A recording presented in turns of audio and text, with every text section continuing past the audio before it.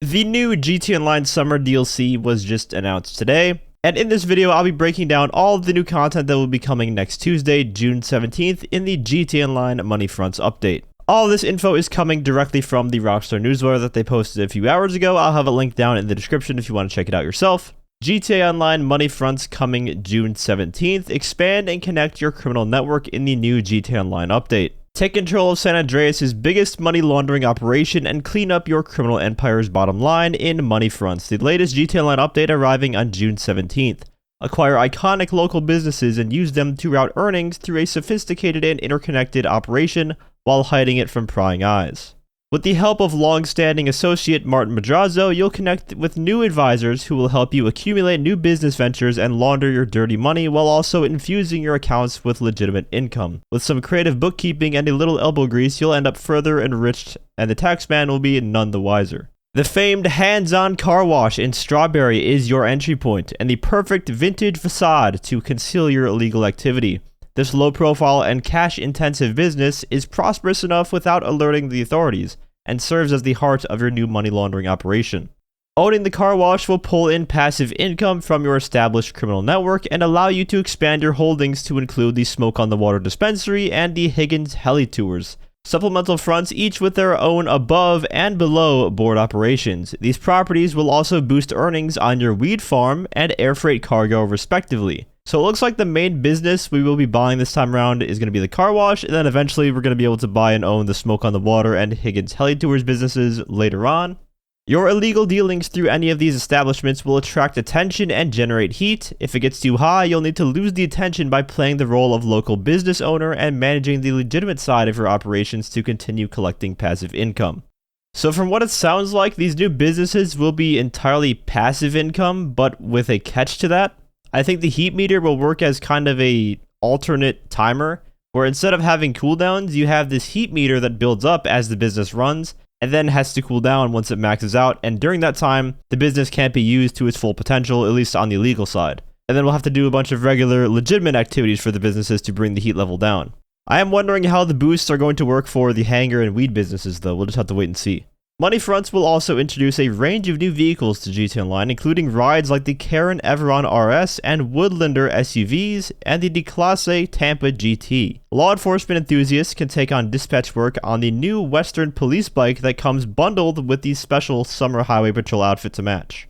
Now, I posted a video earlier today about wanting the police bike, and I obviously made that video before we got this newswire. I uploaded it yesterday and scheduled it today at the usual time, and I woke up after the video went live, which was of course after the newswire also went live with the announcement that we're getting a police bike, so that's pretty funny, I think. I'm just going to keep that video up even though it technically is outdated at this point, but I think it's pretty funny.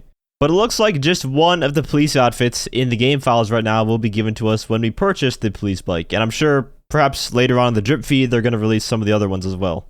For the other vehicles, some of them can be seen in this screenshot. The Everon RS looks like it will be the truck that's in the back there. The Woodlander SUV isn't shown here though, and the green vehicle up front is the Tampa GT.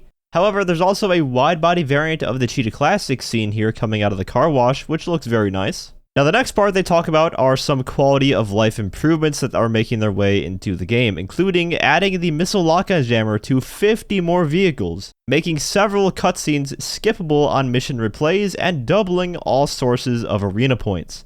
But that's not all, because they will also be delaying the global signal timer for cell missions in public sessions, which is the time it takes for everyone to be alerted of your activities. And huge news here, they will be disabling the Boxville van delivery mission from biker cell missions. That alone is a massive win for MC businesses. No one is going to be missing that mission. As for the other changes, being able to skip cutscenes will help out so much for especially replaying the Dr. Dre contract missions. Those have multiple 2-minute plus cutscenes and it makes replaying them a slog. Doubling all sources of arena points I still don't think is really going to do a whole lot because people just don't play Arena War. They need to add other ways to earn arena points on top of doubling all sources of arena points for that to be even viable. GTA Plus members will enjoy early access to the new overflawed Suzume supercar, the privilege of a second daily spin of the Lucky Wheel inside the Diamond Casino Resort, and more. And it looks like the Suzume is going to be another electric supercar, which I know people aren't very fond of. There is one more screenshot in the Newswire that we haven't talked about, which is this one. This looks like a modified version of the flatbed truck. At first glance, I thought it was a Wastelander because it has those same railings that the original flatbed does not have, but upon closer inspection, it does indeed look like a modified version of the flatbed truck that allows our characters to lean on the railings to shoot at enemies from. And this is, I'm guessing, a mission for the new businesses, not the legitimate work though, as there are guns involved. There's also another look at what looks like a new truck in the red there, or maybe that's the Evron RS again, it's hard to tell.